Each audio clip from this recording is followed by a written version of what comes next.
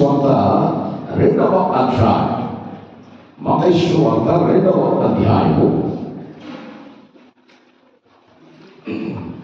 మత్తయి సువార్త 2వ అధ్యాయం 14-15 వచనాలు మనం చదువుకుందాం. 2 కలిసిన వచనాలు. తదుపరి వాక్య ధ్యానంలోనికి మనం వెళదాం. అప్పుడు అతడు లేచి రాత్రి వేళ శిశువును తల్లిని తోడుకొని ఐగుప్తులకు వెళ్ళి ఐగుప్తులో నుండి నా కుమారుని పిలిచితిని అని ప్రవక్త ద్వారా ప్రభు సెలవిచ్చిన మాట నెరవేర్చబడినట్లు హేరోదు మరణము వరకు అక్కడ నుండేను. స్తోత్రం చెప్పండి. సమయంలో నేను పలికే మాటలను అనుసరించి పలకాలని ప్రేమతో తెలియజేస్తున్నాం. అప్పుడు అతడు లేచి రాత్రి వేళ శిశువును తల్లిని తోడుకొని ఐగుప్తులకు వెళ్ళి ఐగుప్తులో నుండి నా కుమారుని పిలిచితిని. మరొకసారి ఐగుప్తులో నుండి నా కుమారుని పిలిచితిని. దేవుని వాక్యాన్ని క్లుప్తంగా మనము ధ్యానం చేద్దాం. మత్తయి సువార్త 2వ అధ్యాయం 14-15 వచనాల్లో మనం చదువుతున్న ఈ మాట జాగ్రత్తగా వినండి. ఐగుప్తులో ఉన్న కుమారుని దేవుడు ఏం చేశాడు? చెప్పాలి.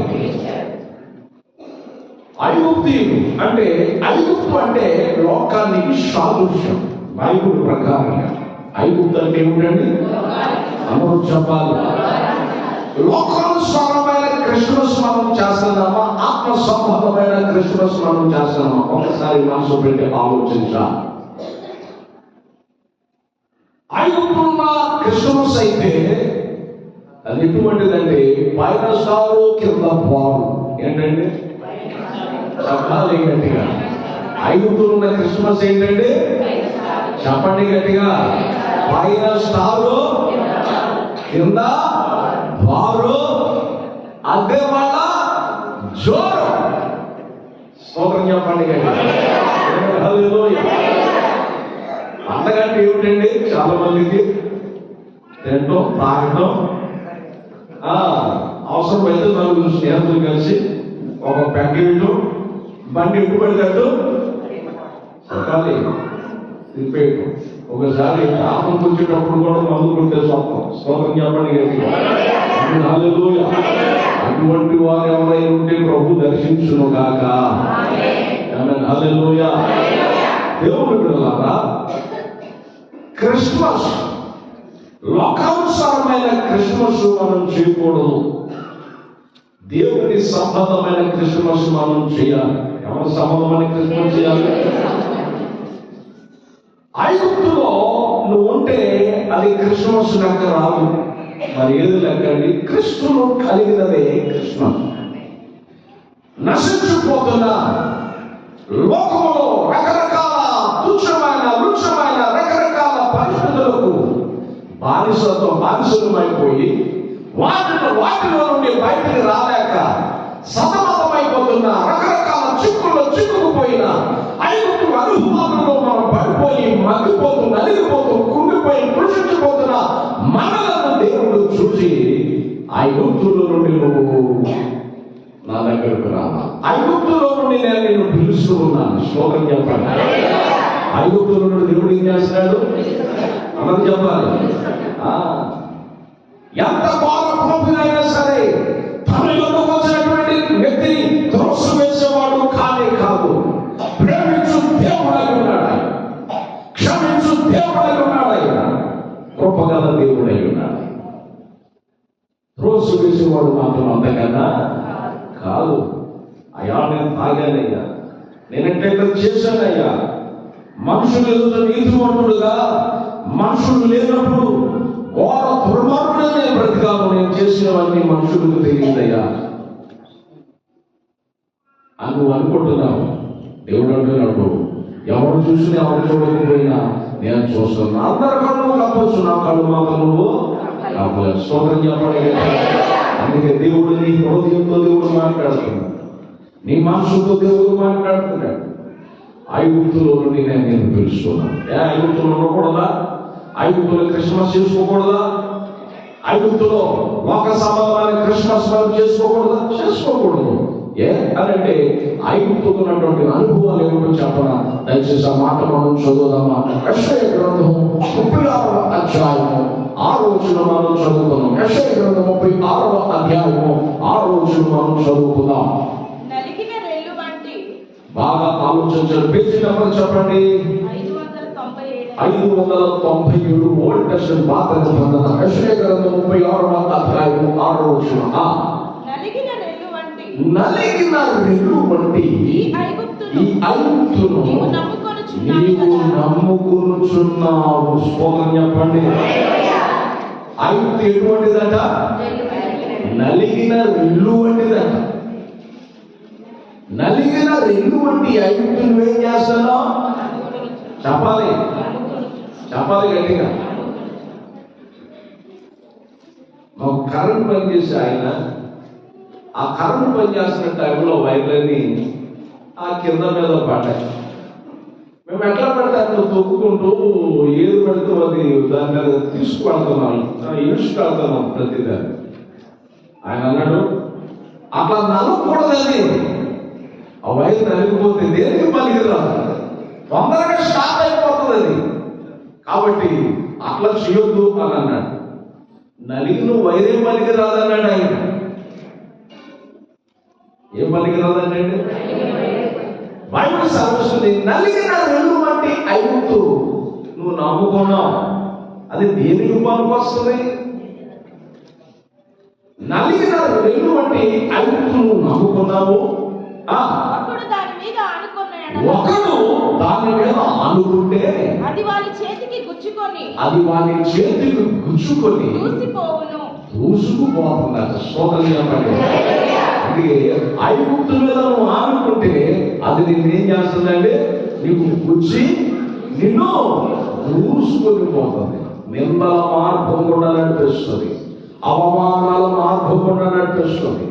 చేసిన తప్పుకు తల ఎత్తుకోలేని స్థితిని ఇచ్చేది ఐగుప్తు. అందుకే ఆ స్థితిని చూసి దేవుడు అంటున్నాడు, నువ్వు ఐగుప్తులో ఉండటం నాకు ఇష్టం లేదు. స్తోత్రం చెప్పండి. దేవుడు ఐగుప్తు నుండి కానానుకు నడిపించాడు. ఎక్కడికి నడిపించాడు? చెప్పాలి గట్టిగా. ఇప్పుడు మనందరం ఎక్కడ కూర్చోం? కానానుకు కూర్చోం. మనము మోయాబు నుండి బెత్లెహేముకు వచ్చాం. ఎక్కడికి వచ్చామండి మనము? చెప్పాలి గట్టిగా.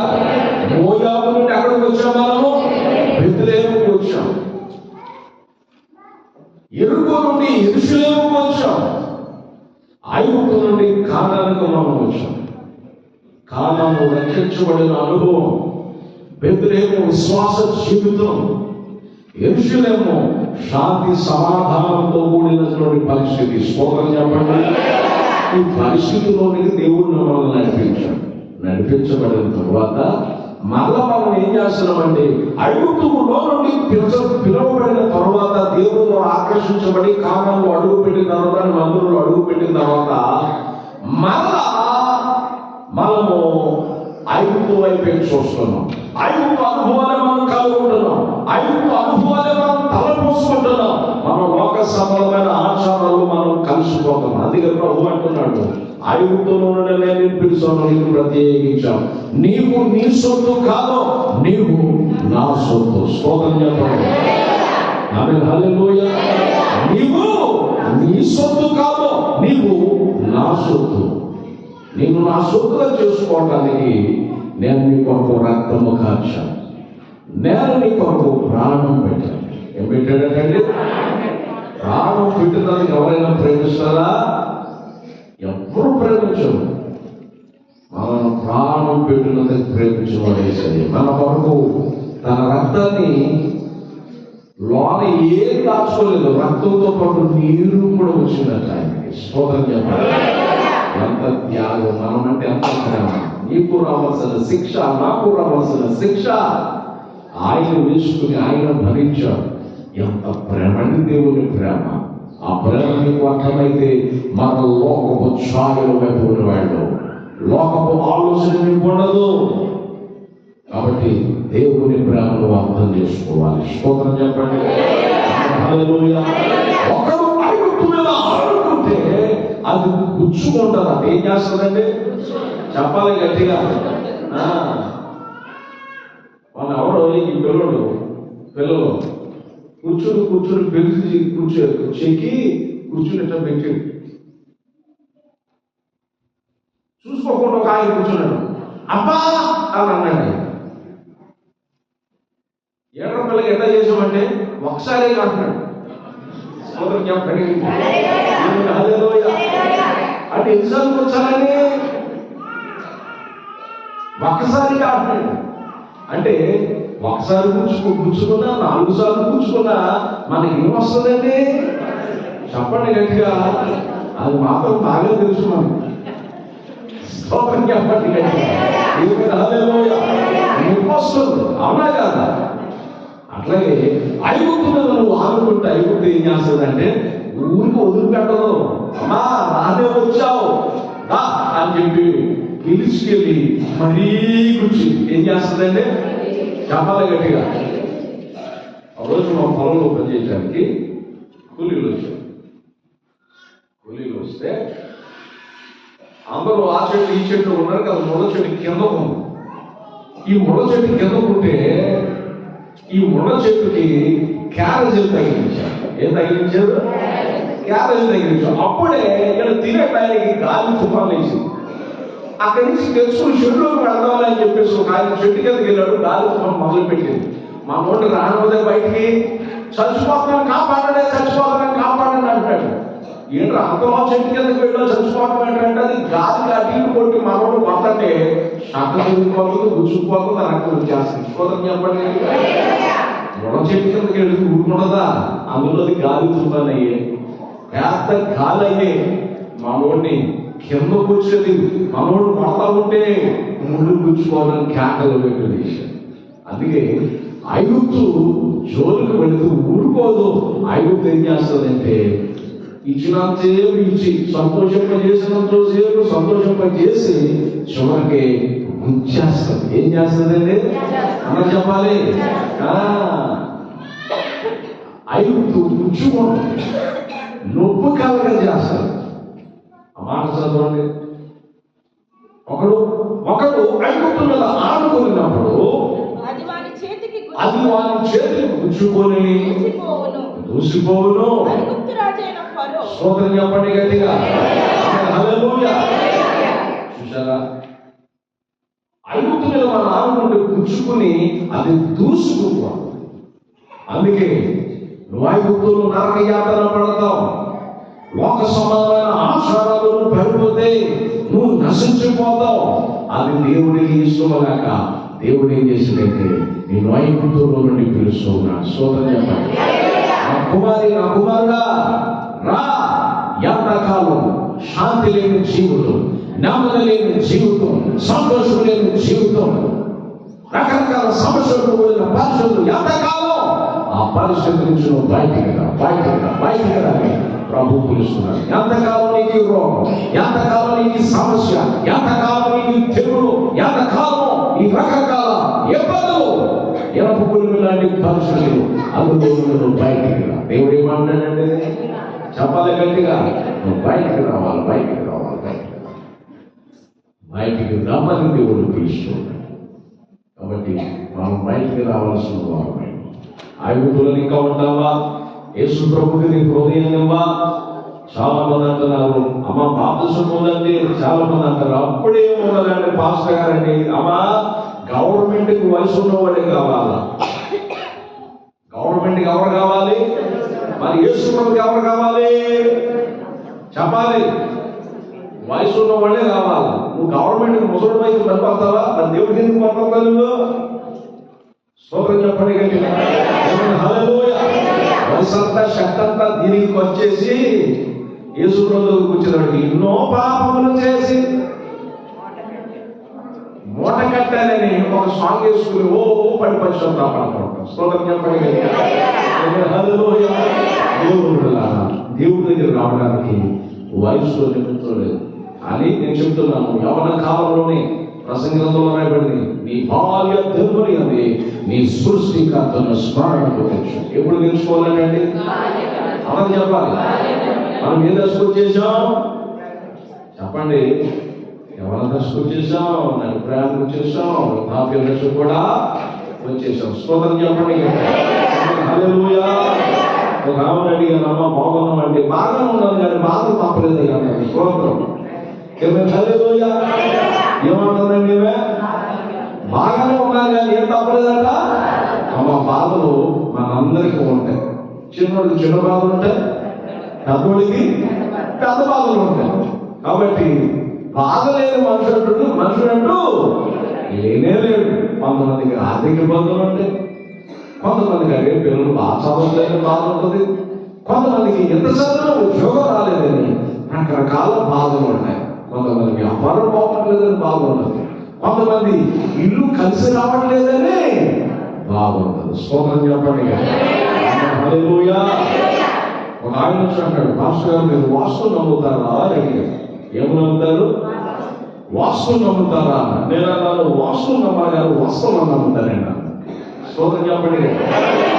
వాస్తుని నమ్మను కానీ ఏమి నమ్ముతాను? నేను బైబిల్ గ్రంథం చూపించాను. వాస్తవాన్ని నమ్ముతానండి అని బైబిల్ గ్రంథం చూపించాను. ఇది వాస్తవం. చాలా మంది వాస్తుని నమ్మి ఉన్న ఇంటి నుండి చూడిపోతూ ఉంటారు. మనుషులుగా ఎన్నికే పాడులో ఒక ఆయన మంచి ధనవంతుడై ఎన్నికే పాడు ఆయన నాయుడు కుటుంబానికి సంబంధించినటువంటి వారు సంవత్సరం ఒకసారి ప్రార్థన పెడుతుంటారు, సండే వెళ్తుంటారు. చాలా సంతోషంగా వారు నాకు బాగా పరిచయం. వారు ఇల్లు కలిసి రావట్లేదు, కూడా అంతస్తు చేశారు. ఇల్లు కలిసి రావట్లేదు, కింద స్టేజ్లో వెళ్ళి మొత్తం అంతా అద్దెకి ఇచ్చేశారు. మొత్తం ₹1,00,000 వస్తుంది నెలకు వచ్చారు.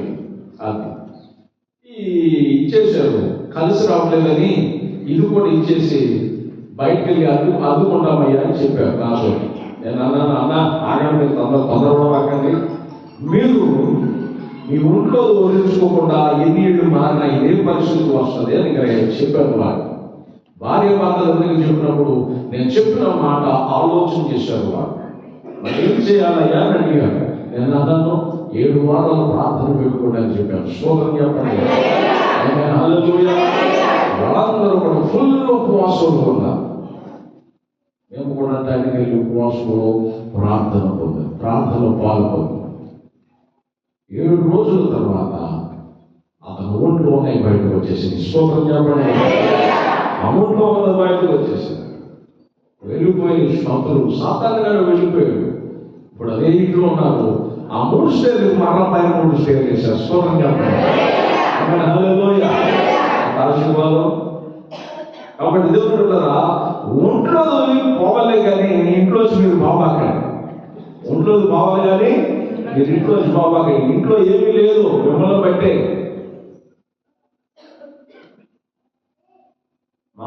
సాధారణంగా వస్తాడు. అందుకే బైబిల్ సెలవుస్తుంది, అపవాదికి చోటు ఇవ్వద్దు. ఎవరికి చోటు ఇవ్వద్దు? ఎందుకు చోటు ఇవ్వద్దని తెలుసా? దేవుడు వాడు సిగ్గులేనాడు. నువ్వు చోటు ఇచ్చినా చోటు ఇవ్వకపోయినా వచ్చేస్తా ఉంటాడు. చోటు ఇస్తే కదులుతాడు వాడు. వాడు ఇంకోటి తెలుసా? ఉడుపు పట్టు పట్టేస్తాడు. ఏ పట్టు పట్టేస్తాడండి? అవకాశం దొరుకుతుందంటే ఏ పట్టు పట్టేస్తాడు? ఉడుపు పట్టు పట్టేస్తాడు. వాడు వదిలించుకోవడం కష్టమైపోతుంది. అందుకే అపవాదికి మనం చోటు ఇవ్వదు. అది దేవుడు వాక్యం సెలవుస్తుంది, రక్షించబడిన నీవు, దేవుని సొత్తైన నీవు ఐగుప్తు వైపు తెరవద్దు. ఐగుప్తు అనుభవాలను కలుగుండొద్దు. ఎరుపు లక్షణాలను కలుగుండొద్దు. మోసపు లక్షణాలను కలుగుండొద్దు. కానాను అనుభవాలను కలుగుండాలి. స్తోత్రం చెప్పండి. హల్లెలూయా. అనుభవాలు కలుగుండాలంటే కానాను అనుభవాలు కలుగుండాలి. బేత్లెహేము అనుభవాలు కలుగుండాలి. యెరూషలేము అనుభవాలు నువ్వు కలుగుండాలి. ఐగుప్తుల నుండి నిన్ను పిలిచింది మరలా ఐగుప్తులు కలిసిపోవడానికి కాదు. ఐగుప్తులో నీవు జీవించడానికి కాదు దేవుడు నిన్ను ప్రత్యేకించింది. నలుగురు వేరు, నీవు వేరు. అందుకే లోకంలో నుండి నిన్ను ప్రత్యేకించాడు, నిన్ను ఆకర్షించుకున్నాడు, నేను ప్రత్యేకపరిచాను. దేవుని సొత్తైన బ్రతకాలి. ఎవరి సొత్తైన బ్రతకాలి? మనం చెప్పాలి గట్టిగా, దేవుని సొత్తై మనం బ్రతకాలి. కాబట్టి దేవుని సొత్తుకున్న మనం నలుగురు కూర్చున్నప్పుడు ఏం చేసుకోవాలి? యేసును గురించి మాట్లాడుకోవాలి. ఎవడంతేనా? నలుగురిగా కూర్చున్నప్పుడు యేసును గురించి మాట్లాడుకోవాలి. ఒంటరిగా ఉన్నప్పుడు యేసుతో మాట్లాడాలి. స్తోత్రం చెప్పండి. నేను ఇక్కడ వాక్యం చెప్తానే ఉన్నానా? కొంతమంది మీరు సెలవు చూస్తూ ఉండొచ్చు. స్తోత్రం. మీరేం చేస్తూ ఉండొచ్చు? చెప్పాలి గట్టిగా, చెప్పాలి గట్టిగా. నేను వాక్యం ప్రకటిస్తున్నానా? రేపు పొద్దున ఏ సీరియల్ వస్తుంది, రేపు పొద్దున ఏ సినిమా వస్తుంది, సాయంత్రం ఏ సినిమా వస్తుంది టీవీలో అని ఎదిగేవాళ్ళు ఉంటారు, చూసేవాళ్ళు ఉంటారు. ఏ షాపింగ్ చేస్తే సంక్రాంతికి, ఏ షాపింగ్ వెళ్తే తక్కువ వస్తుంది అని ఇది కూడా ఎదిగేవాళ్ళు ఉంటారు. ఏది కాదు, ఎవరిని గురించి చెప్తాను. స్తోత్రం చెప్పండి. దేవుడు మీరు ఆలోచించారు. దేవుడు మందులో ఉన్నప్పుడు సెల కట్టి పెట్టేసి, దేవుడు మందులో ఉన్నప్పుడు కబుర్లు కట్టి పెట్టేసి, దేవుడు మందులో ఉన్నప్పుడు లోక సంబంధమైన వ్యవహారాలని కట్టిపెట్టేసి, దేవుని సంబంధమైన ఆలోచనలు నీకు ఉండాలి, దేవుని సంబంధమైన మాటలు నీకు ఉండాలి. అంతేగాని ఆయుధ అనుభవం నీకు ఉండకూడదు. ఇక్కడికి వచ్చావా, నువ్వు ఎంత పవిత్రమైన చూపు కలిగి ఉండాలో తెలుసా? నువ్వు ఇక్కడికి వచ్చావా, ఎంత పవిత్రమైన మనసు కలిగి ఉండాలో తెలుసా? ఎంత పవిత్రమైనటువంటి మాటలు కలిగి ఉండాలో తెలుసా? అంత పవిత్రం ఉంటేనే పరిశుద్ధుడైన దేవుడు నిన్ను ఆకర్షించి ఆశీర్వదిస్తాడు. స్తోత్రం చెప్పండి. హల్లెలూయా. అంత పవిత్రం ఉంటేనే దేవుడు పరిశుద్ధుడైన దేవుడు నిన్ను దర్శిస్తాడు, నేను దీవిస్తాడు. అంతేగాని మందులు, నీతులు, బయట బూతులు నువ్వు జీవిస్తే దేవుడు పట్టించుకోడు. ఆయనకు ఒక వేషం అనవచ్చు, మనుషులు నమ్మొచ్చు, ఇంట్లో నమ్మొచ్చు, కానీ దేవుడు నమ్మలేడు. దేవుడు ఎవరు మోసం చేయలేడు. స్తోత్రం చెప్పండి. హల్లెలూయా. దేవుడు ఏం చేయలేరండి? చెప్పాలి గట్టిగా, ఎవ్వరు మోసం చేయలేరు. మోసపోకుడి, దేవుడు ఎన్నడూ పోగలడు. స్తోత్రం చెప్పండి. హల్లెలూయా. దేవుడు పెట్టాల ఐగుప్తులో నుండి ఆయన మనలను పిలిచాడు. ఏం చేశాడు ఆయన? అందరూ చెప్పాలి గట్టిగా, ఐగుప్తులో నుండి ఆయన మనల్ని పిలిచాడు. ఐగుప్తులో నుండి పిలిచి ఎక్కడికి వెళ్ళమన్నాడు? మత్తయి సువార్త 2వ అధ్యాయం, మత్తయి సువార్త 2వ అధ్యాయం 20వ వచనాన్ని మనం చదువుకుందాం. నీవు లేచి శిశువును తల్లిని తోడుకొని ఇశ్రాయేలు దేశములకు వెళ్ళు. స్తోత్రం చెప్పండి. ఏ దేశానికి వెళ్ళాలంట? అందరూ చెప్పాలి. మాస్టర్ గారు, ఇశ్రాయేల్ దేశానికి వెళ్ళాలంటే టికెట్ మీరు ఇస్తానండి? అమ్మా, నేను ఆ దేశం వెళ్ళమని చెప్పట్లేదమ్మా, నాకు కూడా ఛార్జీ ఇవ్వమని అడుగుతున్నాను. స్తోత్రం చెప్పండి. హల్లెలూయా. హల్లెలూయా. నీవు నన్ను అడుగుద్దామా? ఇదంతా దేవుడు కాలం చేసింది. స్తోత్రం చెప్పండి. హల్లెలూయా. ఎవరు కాలం చేసింది ఇదంతా? చెప్పాలి. ఇది మన కన్నులకు ఆశ్చర్యం. ఇది ఎవరు కాలం చేసింది? చెప్పాలి గట్టిగా. దేవుడు కాలం చేసింది. కనుక పాస్టర్ గారి దగ్గర కుప్పలు ఉన్నాయి అనుకోకండి. నేను మా తండ్రి గారు వచ్చారు, ఇది చూసినోడు ప్రతి ఒక్కడు పాస్టర్ గారి దగ్గర ఎంత ఉందనుకుంటున్నారు, నాకు తెలుసా విషయాలు అంటాడు ఆయన. సోదరం చెప్పండి. కాబట్టి నా ప్రియ దేవుడు పెట్టారా? మా దగ్గర ఏమీ లేదు. మేము కలిగింది యేసు ప్రభుని కలుగు, మేము కలిగింది యేసయ్య నామాన్నే కలుగుతాం. అది కూడా మీరు కూడా అది కలిగితే మీరు ధన్యులైపోతారు. ఏమైపోతారండి? చెప్పాలి గట్టిగా, ధన్యులైపోతారు. మరి మేము అట్లాగే పలుకుతున్నాం, మీరు అట్లాగే పలుకుతున్నారు, మేము అట్లాగే ప్రార్థన చేస్తున్నాం, మీరు అట్లాగే ప్రార్థన చేస్తున్నారు, మరి మీకు జరుగుతుంది, నాకెందుకు జరగలేదు అన్న సందేహం రావచ్చు.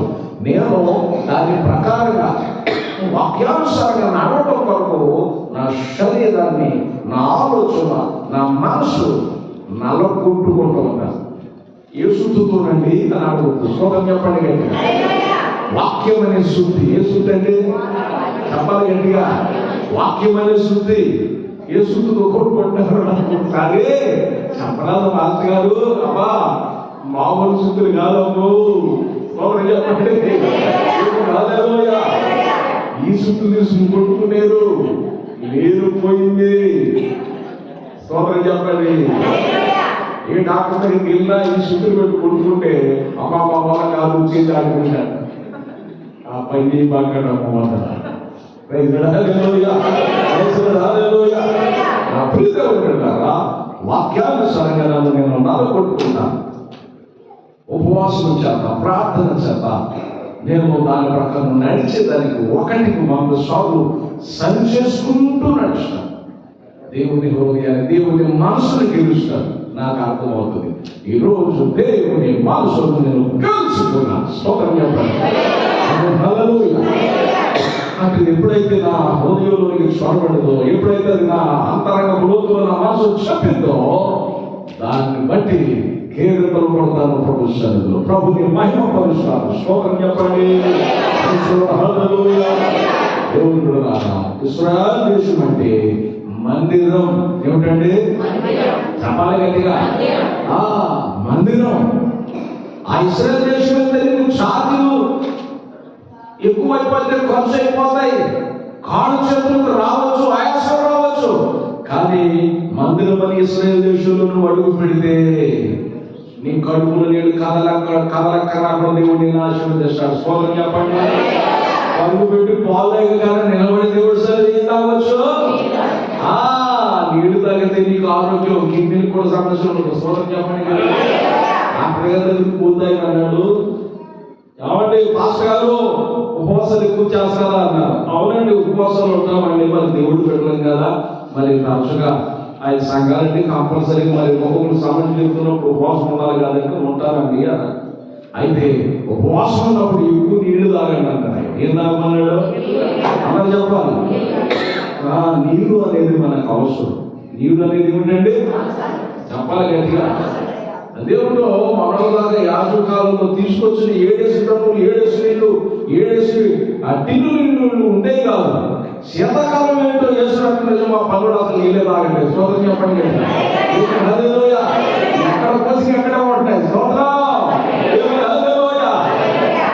నేను అన్నాను శీతాకాలం కాదు, వర్షాకాలం కాదు, యాజకాలం కాదయ్యా. డాక్టర్ గారు చెప్పాడు తగు మాత్రం నీళ్లు తీసుకున్నాడు కదా, అబద్ధానికి ఏమేమి తాగుతామని అన్నారు. స్తోత్రం.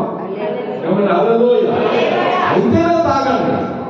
దాహమైనప్పుడు కాస్త ఎక్కువ మనుషులు ఉండాలి, మనకు ఆరోగ్యం. పరిగెత్తుకుని పాలు తాగే కన్నా నిలబడి ఏం కావాలట నీళ్లు తాగాలి. కాబట్టి ఇశ్రాయేలు దేశం అంటే ఆ దేశం గురించి దేవుడు మాట్లాడలేదు, కానీ ఇశ్రాయేలు దేశం అంటే ఈ మందిరాన్ని గురించి మాట్లాడుతున్నాడు. ఇశ్రాయేలు దేశం అని ఈ మందిరంలో అడుగు పెడితే నీకు స్వస్థత ఉంది, నీకు ఆరోగ్యం ఉంది, నీకు నెమ్మది ఉంది, నీ సమస్యకు ఇరుగుడు ఉంది. స్తోత్రం చెప్పండి. ఈ సమస్యలు ఏముందండి ఇక్కడ ఇరుగుడు ఉంది. కాబట్టి నీవు ఇశ్రాయేలు దేశం అనే ఈ మందిరంలో అడుగు పెడితే నీ ప్రతి సమస్యకు పరిష్కారం దొరుకుతుంది. ఎప్పుడు విడిచిపెట్టని, విడువలేని, నిన్ను వెంటాడే ప్రతి పరిస్థితికి ఇక్కడ సమస్యకు ప్రతి దానికి పరిష్కారం దొరుకుతుంది. స్తోత్రం చెప్పండి. దేశానికి వస్తే, ఈ మందిరానికి వస్తే ఎవరున్నారండి?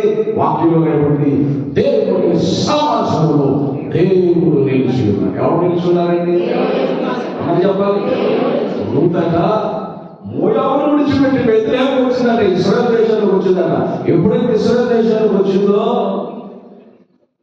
ఈ రూతును బట్టి బోయస్ అన్నాడు, ఓయ్ నా కుమారి, నువ్వు చేసిన దానికి యెహోవా గొప్ప ప్రతిఫలం ఇస్తాడు. ఎందుకో తెలుసా? ఇశ్రాయేలుల దేవుడైన యెహోవా రెక్కల కింద నువ్వు సురక్షితంగా ఉన్నట్లుగా ఎక్కడికి నీవు వచ్చావు. స్తోత్రం చెప్పండి. హల్లెలూయా. ఇశ్రాయేలు దేశంలోనికి సురక్షితంగా ఉన్నట్లుగా నువ్వు ఇక్కడికి వచ్చావు. ధన్యురాలువే అని బోయాజు దీవించాడు. దేవుని మందిరంలో అడుగు పెట్టిన ప్రతి వారు ధన్యుడు. ఎవరండి? అందరు చెప్పాలి. అమ్మా ధన్యులు అన్నాను కానీ దర్శనాలు కనమన్నాను నేను చెప్పాలి కదా. ధన్యులు అన్నాను కానీ దర్శనాలు కనమన్నానా? అప్పుడే దర్శనాలు అంటున్నారు. శ్లోకం చెప్పండి.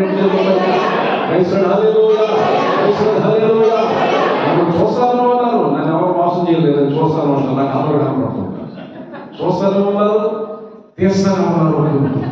స్తోత్రం చెప్పండి.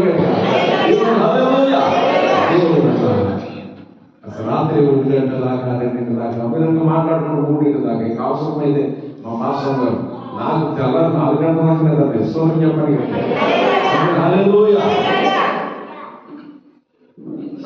కాస్త మన బాడీలు వీక్ అవుతాయి, అంత మాత్రం కొంచెం ఒక అర్థగా 5 అన్నట్టుగా ఈ సాయంత్రం మీకు ప్రార్థన ఉండదు. గురువారం పగల ఆరాధన అయిపోయింది. స్తోత్రం చెప్పండి. హల్లెలూయా. మీరు ఆలోచించండి. ఇశ్రాయేలు దేశంలో నువ్వు వచ్చావు, నువ్వు చేసిన దానికి యెహోవాకి ప్రతిఫలం. మానవులకు వస్తే నీకు ప్రతిఫలం దేవాది దేవుని వద్ద నుండి నీకు ప్రతిఫలం వస్తుంది. ఎవరి దగ్గర నుంచి అండి? అందరూ చెప్పాలి. దేవాది దేవుడని యేసయ్య దగ్గర నుంచి నీకు ప్రతిఫలం వస్తుంది. కనుక నీవు దేవుని మందిరానికి రావా. ఇశ్రాయేలు దేశం అనే దేవుని మందిరం రావా. అక్కడ దేవుడు ఉన్నాడు. ఆయన పగలు ఎండదెబ్బ తగలేదు, రాత్రి వెన్నుదెబ్బ తగలేదు. నీ ప్రాణానికి క్షామాన్నిచ్చే దేవుడు, నీ ప్రాణానికి క్షామము విశ్రాంతి చేసే దేవుడు. స్తోత్రం చెప్పండి. హల్లెలూయా. ఇంట్లో బయటపడుతున్నప్పుడు కాపాడతాడు, బయట నుంచి ఇంట్లోకి వస్తున్నప్పుడు ఆయన కాపాడలేదు. నేను తలగా చేసే దేవుడు, పాటగా చేసే దేవుడు కాదు. నేను పైవాడిగా చేసే దేవుడు, క్రిందివాడిగా చేసే దేవుడు కాదు. నీ ప్రతి పరిస్థితిని ఆశీర్వదించే దేవుడు, మనం ఆరాధించే దేవుడు. స్తోత్రం చెప్పండి. కాబట్టి నా ప్రియ దేవుడు పెట్టారా విషయాలు జాగ్రత్తగా మనసులో పెట్టి వాక్యం సర్వస్తుంది. ఐగుప్తుల నుండి నా కుమారుని పిలిచితిని. ఎవరిని పిలిచాడట ఆయన? చెప్పండి గట్టిగా.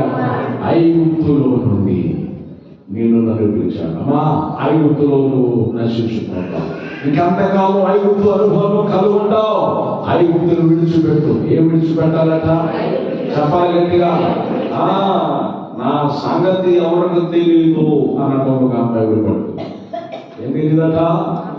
నా సంగతి. అమ్మా నీ సంగతి ఏంటో యేసయ్యకి తెలుసు. ఆ మాటలు మనం మాట్లాడకూడదు. స్తోత్రం చెప్పండి. చెప్పు. ప్రభు రక్షించకముందని ఎట్లా ఉండేవాడిని, ఎట్లా ఉండేదాన్ని. ప్రభు రక్షించిన తర్వాత ఎట్లా మారిపోయాను. అమ్మా ఇట్లా మాట్లాడడం భావ్యం కాదు, ఇట్లా అనడం భావ్యం కాదు. స్తోత్రం చెప్పండి గట్టిగా. హల్లెలూయా. దేవుడు పెట్టారా లేఖనం సర్వస్తున్న మాట మీద ఆలోచించాలి. ఐగుప్తులో నుండి దేవుడు మనల్ని పిలిచాడు. ఏం చేశాడు ఆయన? చెప్పాలి గట్టిగా. ఐగుప్తులో నుండి దేవుడు మనం పిలిచాడు కనుక ఐగుప్తు అనుభవాలు మనం కలిగి ఉండకూడదు. కడగబడిన బంది పొడవులకు వెళ్ళినట్లుగా, కక్కిన కుక్కతల వాంతుకు తిరుగుతున్నట్లుగా మనం తిరగొద్దు. ఐగుప్తును తొలగించుకున్నాం. 100 సార్లు దేవుని సరి చేసుకున్నాం. ప్రభా నన్ను పిలిచావు, నన్ను రక్షించావు, నన్ను ఎన్నుకున్నావు, నన్ను ఆకర్షించావు. ఎంతవరకు మేము బ్రతుకున్నానంటే కేవలం నీ కృప. స్తోత్రం చెప్పండి. నేను ఎంతవరకు బ్రతుకున్నానంటే కేవలం నీ కృప ప్రభు అని దేవుని మనసు పెంచాలి. ఐగుప్తులో నేను ఉండనయ్యా, ఐగుప్తు ఆలోచన నాకు వద్దయ్యా, ఐగుప్తు అనుభవం నాకు వద్దునైనా అని దేవుని మనం ప్రార్థించాలి. ఇశ్రాయేలు కానాను దేశానికి వచ్చిన తర్వాత కూడా కానాను పంట తింటున్నటువంటి పరిస్థితుల్లో కూడా వారు ఏమన్నారు తెలుసా? ఐగుప్తు మేము వెళ్ళిపోతాం. ఎక్కడికి వెళ్ళిపోతారంట? చెప్పాలి కానీ ఐగుప్తు వెళ్ళిపోవడానికి ఏమన్నా కానానికి నడిపించింది, మందులకు నడిపించింది. మీరు ఐగుప్తులకు వెళ్ళిపోవటానిక? ఐగుప్తు అనుభవాలు మనకు వద్దు. స్తోత్రం చెప్పండి కానీ. ఈ అనుభవాలు ఉందండి చెప్పాలి కానీ. ఐగుప్తు అనుభవాలు మనకు వద్దు. ఐగుప్తు అనుభవాలు విడిచిపెడదాం. దేవునికి సొంతమవుదాం. దేవుని సొత్తులో మనం ప్రజలు దేవునికి సొంతమవుదాం. దేవునికి ప్రాధాన్యత ఇద్దాం. దేవునికి ప్రాముఖ్యత ఇద్దాం. దేవుడి మాట దీవించును గాక. తలవంచాలి ప్రార్థించాలి. తలవంచాలి.